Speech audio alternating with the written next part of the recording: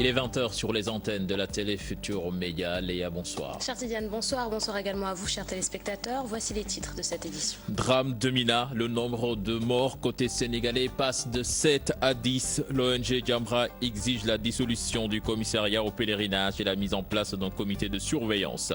Plus que quelques jours avant la rentrée scolaire, paradoxe, certains établissements n'ont pas encore les résultats du concours d'entrée en 6e. Le directeur des examens et concours soutient qu'ils sont disponibles depuis le 29 septembre dernier. Pro-basket féminin, les Lions à l'assaut des Aigles. Les anciennes internationales soutiennent que les Sénégalaises doivent faire valoir leur expérience dans ce quart de finale. Et puis à suivre en fin de journal, le dossier politique qui s'intéresse au-dessous de la visite de Malick Gakou à Karim Wade. Si certains parlent d'alliance, le grand parti soutient que c'était simplement une visite de courtoisie. Le développement, c'est dans quelques instants.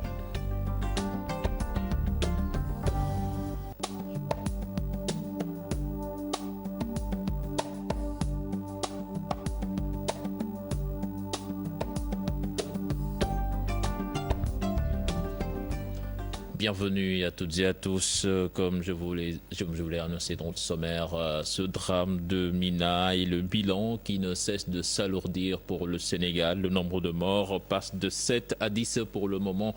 Nous n'arrivons pas à joindre Babacar Fall et nous ne désespérons pas de l'avoir avant la fin de ce journal, Léa. Cher Tidiane, après les couacs dans l'organisation du pèlerinage à la Mecque, l'ONG Jamra exige la dissolution du commissariat au pèlerinage et la mise en place d'un comité de surveillance. Pour plus de détails, je vous propose d'écouter Mame Mokhtar Gueye. Il est le vice-président de l'ONG Jamra et ses propos sont recueillis par Adi Atala.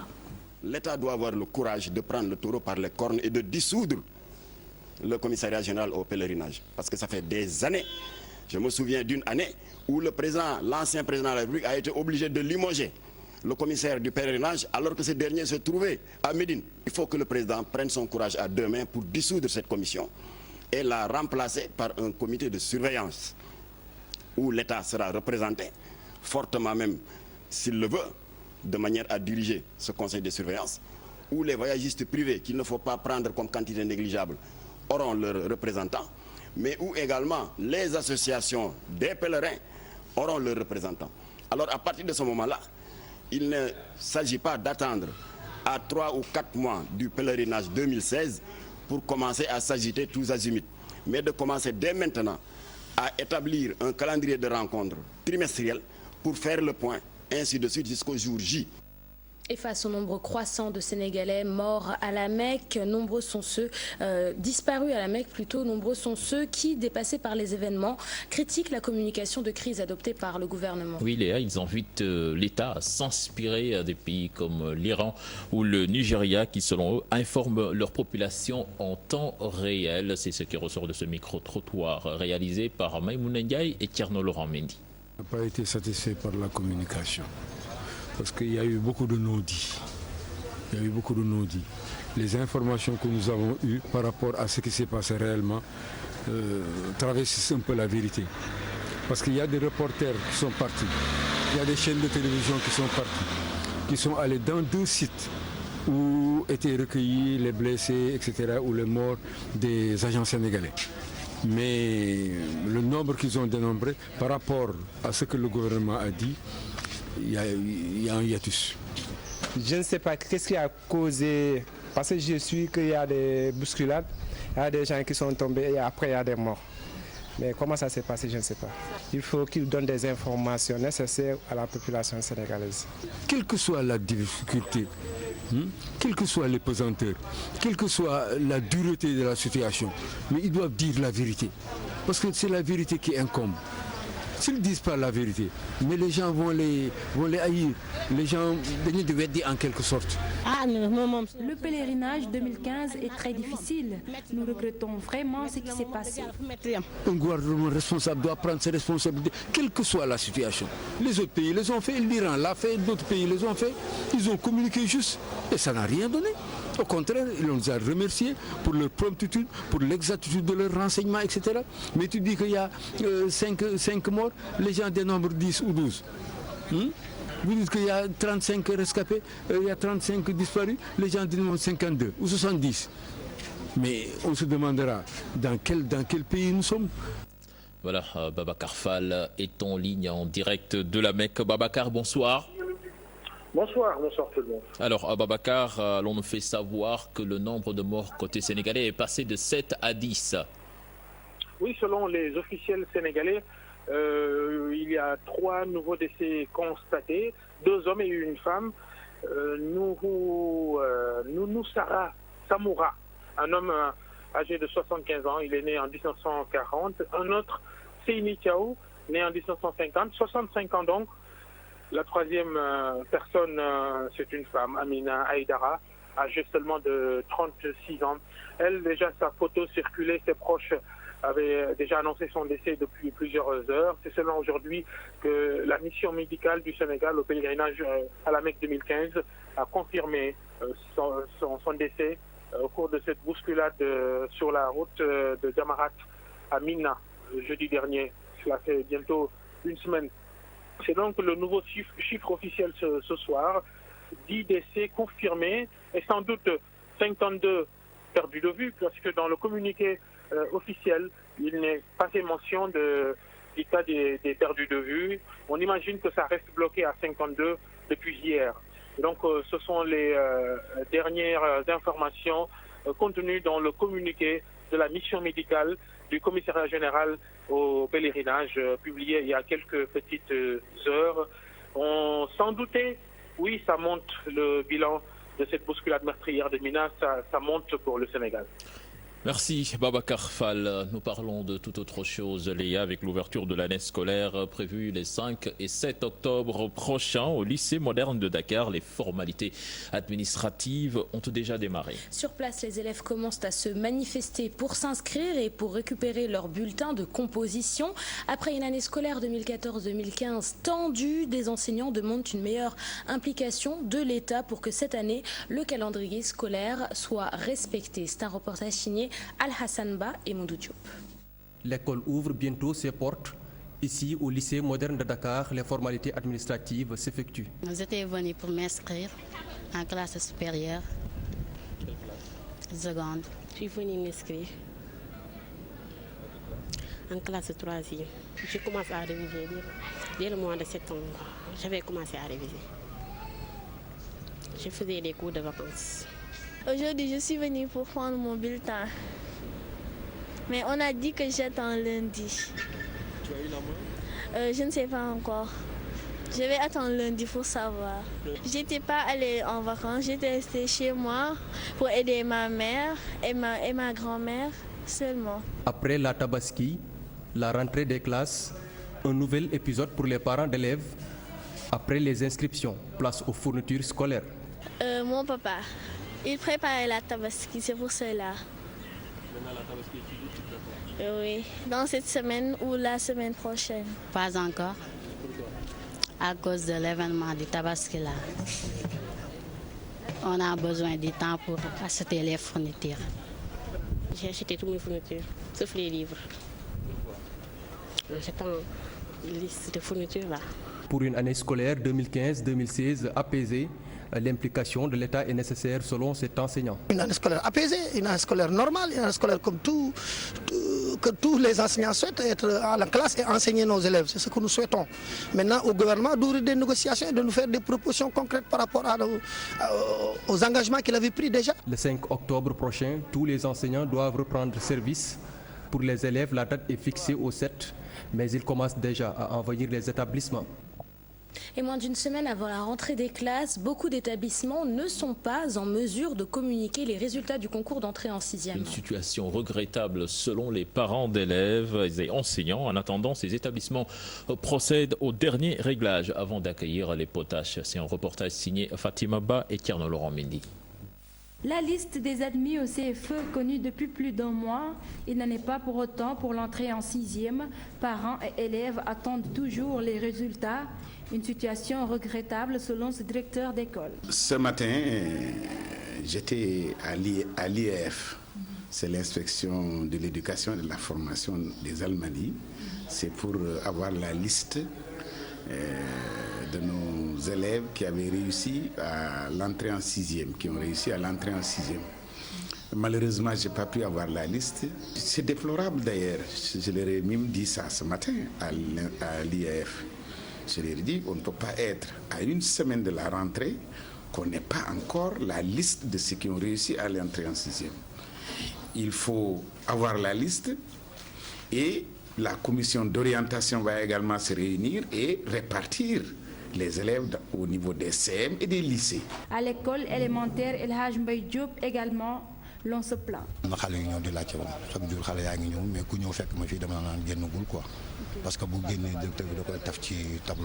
Une situation qui n'est pas sans conséquence. Ce parent d'élève ne peut toujours pas inscrire son enfant. Ça va beaucoup impacter sur la rentrée scolaire.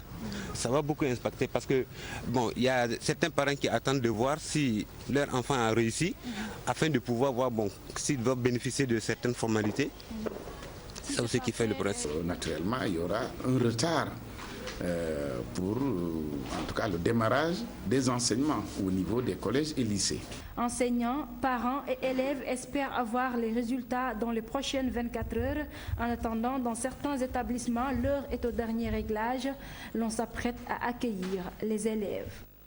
Puis Fatima Ba, les précisions du directeur des examens et concours. Selon lui, Léa, les résultats de l'entrée en 6e sont disponibles depuis le 29 septembre, même s'il reconnaît la non-publication des listes dans certains établissements. Amadou Mokhtar Ndiaye demande ainsi aux établissements n'ayant pas publié leur liste de se rapprocher des inspections d'académie. Mam Biram Diouf lui a tendu son micro. Je dois affirmer donc que les résultats sont sortis depuis hier matin, donc avant 10 heures. Les résultats étaient déjà envoyés dans les boîtes des inspecteurs d'académie, de l'ensemble également des boîtes des inspecteurs de l'éducation et de la formation, donc des départements. Et nous avons la confirmation que ces résultats ont été tirés et affichés dans les inspections.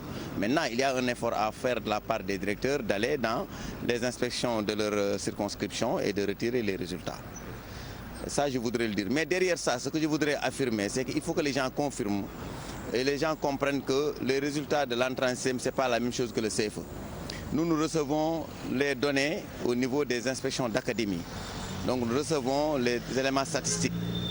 Et nous recevons les relevés généraux et nous recevons également les saisies. Nous prenons l'engagement de vérifier toutes les notes qui ont été attribuées aux élèves pour voir est-ce que les notes sont conformes aux notes réellement attribuées par les correcteurs. Cette baisse également, j'ai entendu dire que oui, ça ne va pas parce que les résultats ont baissé de 22,6. C'est vrai qu'on était à 92,74, on en est cette année à 70,14. Mais ça, tout le monde devrait remercier l'État et à travers l'État, le ministère de l'Éducation nationale. Parce que tout le monde a remarqué que les admissions en masse, là, les élèves n'arrivaient pas à suivre correctement en 6e. Donc l'État, en faisant le pari sur la qualité, a placé la barre plus haute.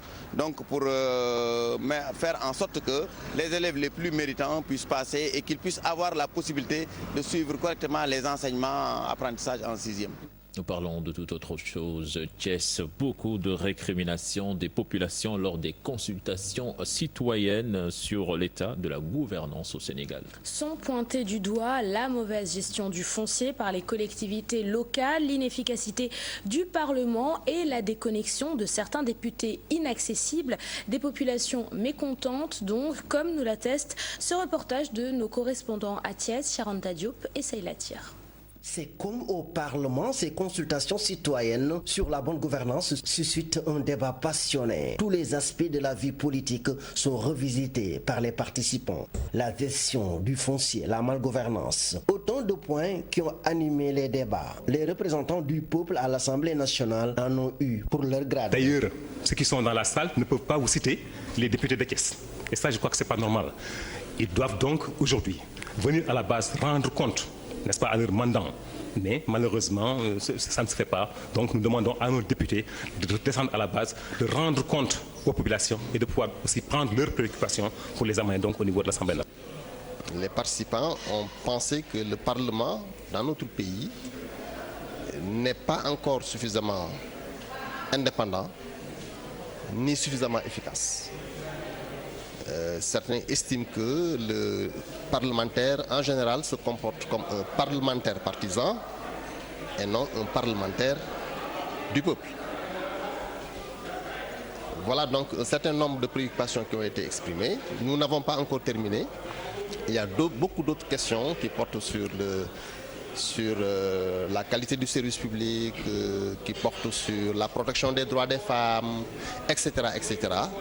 Des questions qui seront abordées. Le Conseil spécial du Premier ministre annonce que les recommandations pertinentes qui sont faites pour corriger les dysfonctionnements et les insuffisances de la gouvernance dans le pays feront l'objet d'un plan d'action pour améliorer la gouvernance au Sénégal. Pour lutter contre le manque d'assainissement, le chômage des jeunes et des femmes, les jeunes de Matam créent le mouvement Matam avant tout. Et en mouvement contre certains hommes politiques qui ne tiennent pas leurs promesses. Le lancement du premier acte est prévu ce 1er octobre à l'occasion d'une manifestation communale pour dénoncer le sort de leur ville. Ali Bandelnian. Devenue capitale régionale à la suite de la réforme administrative survenue en 2002, Matam est l'une des villes qui souffrent de plusieurs maux. Absence de réseau d'assainissement, obscurité, insécurité, chômage des jeunes, absence de financement pour la réalisation des activités génératrices de revenus en faveur des jeunes et des femmes. La 11e capitale régionale est véritablement malade. Un tableau noir en plus duquel le comportement de certains hommes politiques au pouvoir que dénoncent les jeunes de la ville. D'où la mise sur pied du mouvement dénommé Matam avant tout. Nous avons pensé Matam avant tout. C'est un mouvement de développement. Il y a des jeunes très engagés qui sont dans le parti, qui soutiennent le président de la République, son Excellence M. Macky Sall, qui ont eu l'idée de créer un mouvement Matam avant tout. Donc, il y a des leaders qui ont été nommés et une fois qu'ils ont eu leur nomination, ils oublient les intérêts de Matam. Raison pour laquelle les jeunes engagés qui sont à Dakar, à Matam et ailleurs se sont retrouvés pour venir accompagner le président, pour venir aussi soutenir ces leaders qui sont dans la commune et dans le département sont vraiment limités et ils ont complètement oublié la population parce qu'il y a un manque d'assainissement, de la voirie, et, des lampes, la ville est sombre, il y a tout. Franchement, présentement, les jeunes sont découragés, la population est là, et nous avons peur. Avez-vous informé le marabout de Matam? Oui, on a vu le marabout, c'est notre marabout Tcherno Mohamedou Samassa, pour lui présenter notre mouvement et il a prié pour nous et il est de tout à cœur avec nous parce que lui aussi c'est un agent de développement de la commune. Premier acte de ce mouvement Matam avant tout, cette journée de mobilisation prévue le 10 octobre prochain. Il s'agira pour les jeunes de Matam de tourner le dos à ces hommes politiques qui ne visent que leurs intérêts personnels pour s'en prendre aux véritables préoccupations de l'heure. Ali Bandelnian, retour à Dakar. Les États membres de la CEDEAO déterminés à atteindre des objectifs de modèle énergétique durable. Pour ce faire, des stratégies vont être mises en place, à savoir le protocole énergie de la CEDEAO qui prévoit la promotion de l'efficacité énergétique et l'utilisation accrue des ressources renouvelables. Aïssatou Païfal et Mohamed Dia ont assisté à l'atelier de validation de la politique de la bioénergie de la CEDEAO qui s'est tenue ce mercredi à Dakar. Reportage. L'accès durable à l'énergie, un défi à relever pour la CEDEAO. Seuls 20% de sa population bénéficie de ces services énergétiques, un taux encore faible, raison pour laquelle l'organisation compte valider la politique bioénergie. L'essentiel de l'énergie utilisée pour la cuisson, c'est une énergie basée sur la biomasse et sur les énergies, ce qu'on appelle les énergies fossiles. Et ces énergies-là, ces types d'énergie ont un impact très très négatif à différents niveaux. D'abord au niveau de la santé, il y a l'aspect dégradation de l'environnement également. L'idée, c'est d'inverser la tendance. Cette énergie-là au niveau rural est utilisée à hauteur de 80% pour la cuisson, surtout au niveau rural. Alors, nous sommes ensemble donc pour réfléchir sur l'élaboration d'une politique au niveau de la CEDEAO, une politique commune. Un plan d'action, des stratégies mises en place afin d'utiliser au mieux les ressources naturelles pour une politique d'énergie durable. Concrètement, il s'agit par exemple de la transformation de la biomasse, par exemple en briquettes, pour pouvoir faire du charbon pour la cuisson. Il s'agit également d'utiliser ce qu'on appelle les biocarburants. Il y a des expériences assez riches dans la sous-région, soit le jatropha, bien connu chez nous comme tabalani. Il y a aussi même les graines de Nîmes, dont on peut extraire l'huile pour pouvoir en faire des combustibles de cuisson et produire également de l'énergie pour l'éclairage, pour d'autres usages, disons, nécessaires au développement de nos pays. Les populations en zone rurale vont ainsi pouvoir accéder à ces nouvelles techniques. C'est d'avoir un accès universel aux services énergétiques modernes. Ça veut dire qu'aucun citoyen de la région ne doit être laissé derrière. Par conséquent, la politique vise justement à satisfaire les besoins en termes d'accès à l'énergie moderne pour nos populations des zones rurales, les zones les plus reculées. Et c'est dans ce cadre justement que le PNUD accompagne la CEDEAO et les États membres à l'élaboration de politiques comme celle que nous allons adopter aujourd'hui, et également à la mise en œuvre de programmes d'investissement en matière d'accès aux services énergétiques modernes. Une fois ces pratiques adoptées, le quotidien des ménages va changer, car 80% des populations du monde rural utilisent l'énergie traditionnelle en milieu urbain. Le taux est estimé à 50%. 2 milliards de francs CFA, c'est l'enveloppe dégagée par l'AGETIP pour financer la construction de pistes de production dans la région de Sédhiou. Les pistes retenues, Diaromé, Kamoya et Bonkiling, Nyamalate. Par contre, le budget s'avère insuffisant, d'où l'appel du gouverneur aux partenaires d'investir dans le financement. Habib Léon Ndiaye au micro de Bakary Conté. Aujourd'hui, on peut préjuger qu'avec la réalisation de ces pistes de production, il y aura un impact très positif en termes d'amélioration de la circulation des personnes et des biens, mais surtout en termes d'impact social pour l'évacuation des populations malades, par exemple, ou bien pour l'écoulement des productions au niveau de ces zones, et surtout pour booster le développement économique et social des localités qui sont polarisées par ces infrastructures. Alors, de façon résumée, nous avons demandé à ce que toutes les utilisations qui devraient être faites ou qui devraient être recherchées avant le démarrage des travaux puissent l'être auprès des services techniques concernés. Et de ce point de vue, justement, j'ai appelé à la diligence et à la célérité des services techniques pour accompagner donc l'AGETIP et le bureau d'études et dans le futur l'entreprise qui sera chargée de la réalisation des travaux pour que toutes les autorisations puissent être obtenues à temps. Ça, c'est un premier élément qui me semble important. Le second, on mutualise. AGETIP va faire ces travaux, mais il y a d'autres partenaires qui sont là, qui font également des pistes de production. Je pense au PAPSEN, je pense au PPDC. Il faudrait qu'on puisse voir les localités qui n'ont pas pu être prises en compte par ce projet pour que, notamment le PPDC, le PAPSEN et autres puissent les prendre en charge. Et troisième recommandation qui me semble quand même importante, c'est de prendre en compte aussi les populations qui seront impactées donc, par ces infrastructures. Et je pense que de ce point de vue, des dispositions vont être prises. À présent, l'actualité internationale qui nous mène en Palestine, en Russie et au Burkina, où l'armée régulière a mené son assaut contre le RSPC avec Daniel Diouf. Après une journée extrêmement tendue mardi, les hommes de l'ex-régiment de sécurité présidentielle, le fameux RSP, dans une caserne de la capitale burkinabé, ont fini par déposer les armes en milieu de soirée mardi, après l'assaut des forces loyalistes qui avaient pris position autour de ce camp dans la matinée. Selon le chef des anciens putschistes du RSP, le général Gilbert Diendéré, l'assaut a duré environ 2 heures. Le chef d'état-major général des armées affirme quant à lui que l'opération sur le camp s'est terminée sans grande résistance. Aucun bilan de cette opération n'est encore disponible selon le service de communication des forces armées. Joint par Radio France Internationale, Gilbert Diendéré explique que son appel a été entendu par les éléments qui résistaient encore dans le camp. Avant l'assaut des forces loyalistes, le général avait demandé aux éléments de l'ex-RSP de déposer les armes et de se mettre à la disposition de l'état-major général des armées. Pour la première fois ce mercredi, le drapeau palestinien va flotter au siège des Nations Unies à New York. Une victoire symbolique pour les Palestiniens qui tentent de faire reconnaître leur État pendant qu'Israël dénonce une manipulation. Mahmoud Abbas doit s'exprimer à la tribune de l'ONU dans la soirée, alors que la communauté internationale a les yeux rivés sur la Syrie et la lutte contre le groupe État islamique. Le président de l'autorité palestinienne va tenter de remobiliser l'opinion sur la question palestinienne.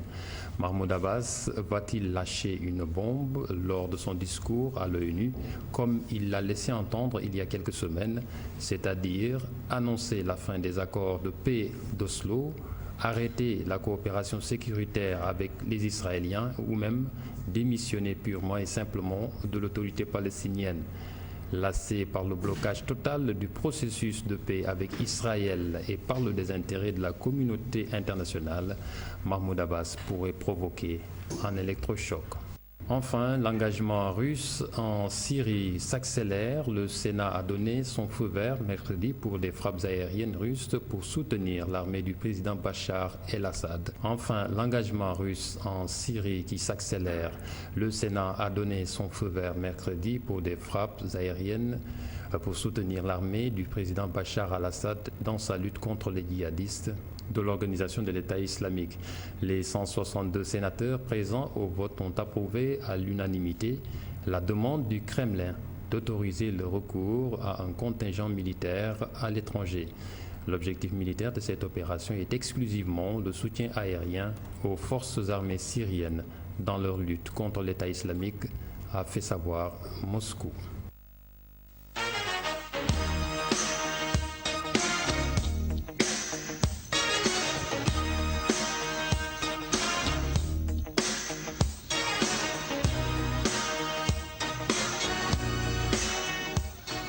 Nous démarrons la page des sports avec du football. Aliou Cissé qui publie une liste de 26 joueurs pour la rencontre amicale face à l'Algérie.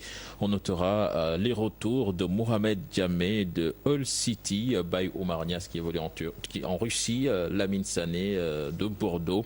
Issa Sarr également est appelé et la première sélection également pour Younous Sankaré, le milieu de terrain qui évolue à l'en avant de Guingamp, donc qui sera présent au regroupement d'Alger. Nous parlons basket à présent avec les Lions du Sénégal qui doivent jouer leur quart de finale demain face aux Aigles du Mali. Mamfatou Ndoye est en ligne en direction de Yaoundé. Mamfatou, bonsoir. Bonsoir, Chapigan. Alors, Mamfatou, les Lions du Sénégal qui ont terminé 3e de leur poule vont croiser le Mali 2e de la poule A. Est-ce qu'on peut parler d'ascendance psychologique défavorable aux Lions pour ce match? Ascendance psychologique défavorable, peut-être pas. Parce que, bon, les Maliennes également ont souffert dans leur poule. On pensait qu'elles étaient les favorites naturelles. Elles ont quand même terminé 2e, défaite par les Camerounaises. Donc aujourd'hui, en fait, c'est peut-être deux équipes qui vont se rencontrer parce que le Mali, contrairement à ce qu'on peut penser, n'a pas connu en long feu tranquille dans cette poule, des matchs relativement serrés contre ses adversaires directs. Maintenant, pour le Sénégal, évidemment, la situation est aussi très compliquée parce qu'elle a perdu, les Lions ont perdu, autant pour moi, devant les favorites, en tout cas les grosses équipes de sa poule, que ce soit donc le Nigeria ou l'Angola. Mais aujourd'hui, je pense que, comme on dit, à partir des quarts de finale, c'est un autre tournoi qui démarre. Les Lions ont certainement entendu parler des critiques, ont certainement peut-être dû être touchés dans leur orgueil, puisqu'on n'arrête pas de dire que c'est une équipe vieillissante. Et puis elles ont reçu aussi peut-être le soutien, du moins moral, des anciennes internationales, qui ont discuté avec elles hier pendant plus d'1 heure pour les inciter donc à prendre sur elles et à essayer de se battre pour passer ce cap, parce que tout simplement être éliminé en quart de finale, ce serait presque une catastrophe pour le basket féminin sénégalais. Alors, Mamfatou, est-ce qu'on peut parler de sérénité dans ce groupe si l'on sait que hier, dans ce match, il y a eu des faits quand même qui n'ont pas plu avec cet accrochage entre l'entraîneur et Ramata Daou? Oui, bon, le soir, nous sommes passés quand même à l'hôtel de Lyon. Nous avons vu que Ramata Daou, dont on parlait, souriait, était relativement à l'aise avec donc, ses copines. Je pense que les filles aussi ont l'habitude de voir leur sélectionneur parfois dans un état extrême, passionné, nerveux. C'est vrai que cette image-là de Moustapha Gueye en train donc, de taper sur la bouteille que buvait Ramata Daou en a choqué plus d'un. Mais a priori, ça n'a pas dû impacter sur le moral des joueurs qui se sont entraînés d'ailleurs aujourd'hui à 14h. Hier soir, on a discuté avec Mama Rissi, à Traoré. Elles n'avaient pas l'air d'être plus psychologiquement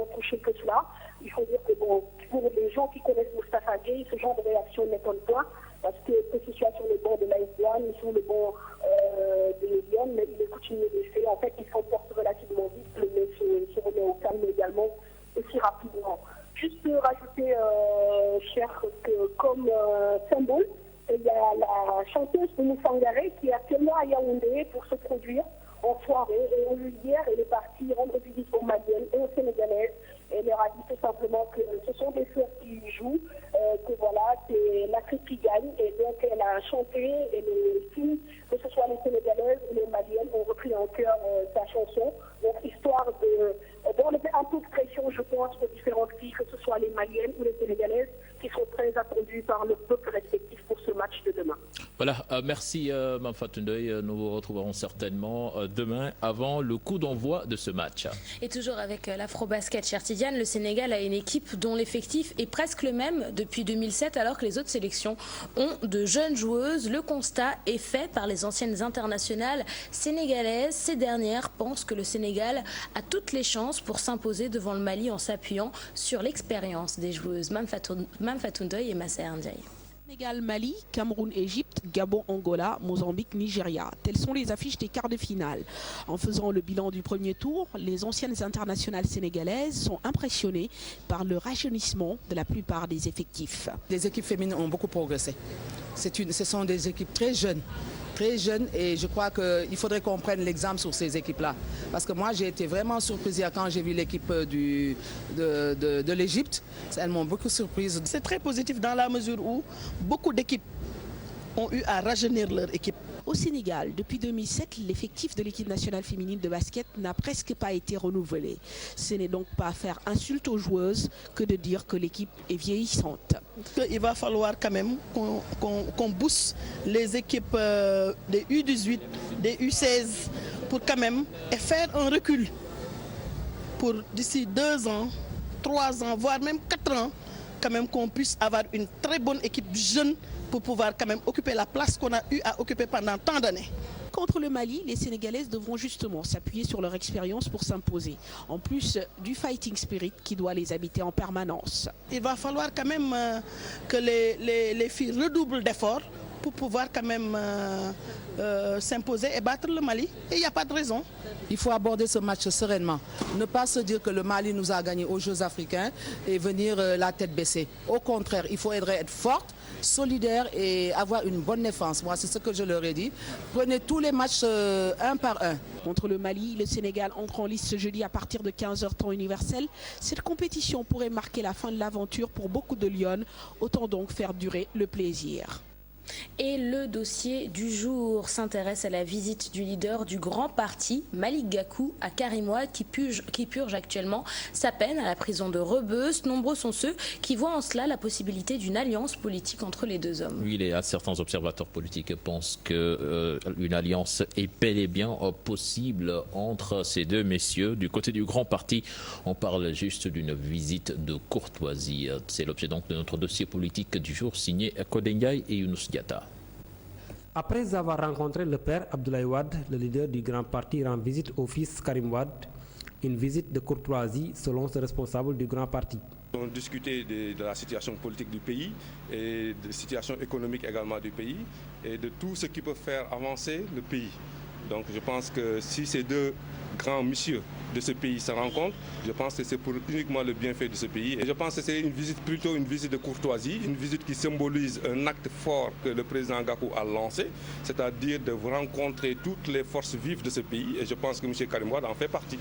Ce journaliste pense quant à lui qu'une probable alliance peut être nouée entre ces deux hommes, car Karim Wade et Malick Gakou partagent un combat commun qui se trouve être la chute du régime en place. Ils partagent en tout cas une conviction et une détermination. La première conviction, c'est qu'ils se disent peut-être qu'ils peuvent aller ensemble. Parce que je ne vois, en tout cas depuis que Gakou est dans l'opposition, je ne l'ai pas entendu avoir un contentieux direct avec Karim Wade qui puisse l'empêcher peut-être de vivre avec lui dans une même coalition. L'autre maintenant, c'est que voilà, ils ont des comptes à régler avec ce régime-là. Tout le monde sait les conditions dans lesquelles Malick Gakou a quitté le gouvernement et puis les conditions dans lesquelles il a été expulsé ou éjecté de l'AFP. De l'avis de son confrère, il est prématuré de parler d'alliance entre Malick Gakou et Karim Wade. Du moment que Malick Gakou n'a pas participé à l'élection locale, aux élections locales de 2014, actuellement, on ne peut rien présager, on ne peut pas dire actuellement le poids réel de Malick Gakou pour envisager une quelconque alliance avec Karim Wade. Surtout, comme je viens de le dire, Karim Wade est out pour l'élection présidentielle de 2017. Il ne faut pas perdre de vue cela. Les avis restent tout de même partagés en ce qui concerne le poids politique du président du grand parti. Karim Wade, qui est candidat à la présidentielle, en tout cas candidat déclaré, puisse lui aussi, depuis la prison, tisser sa toile. Et quand on sait que Malick Gakou est entre guillemets, c'est un sujet intéressant. Parce que moi, quand je fais un peu le tour d'horizon, je ne vois pas un leader charismatique, leader politique charismatique en banlieue à part Malick Gakou. Quel est le poids électoral de Malick Gakou? Parce que jusqu'à présent, bon, il a créé une dissidence au sein de l'AFP, il a créé le grand parti, mais jusqu'à présent, il n'a pas participé à une élection. Donc actuellement, on ne peut pas dire le poids électoral de Malick Gakou. Après Abdoulaye Wade, Khalifa Sall, le président du grand parti, poursuit ses rencontres avec les leaders du parti. L'élection présidentielle qui se profile à l'horizon en est la principale raison. Merci, c'est la fin de ce journal. Prochain rendez-vous pour l'information, ce sera à 0h. Léa, on se donne rendez-vous demain. Inch'Allah, Chartidiana, demain. Très bonne soirée à toi. Voilà, la suite, c'est avec Chérif pour la permanence.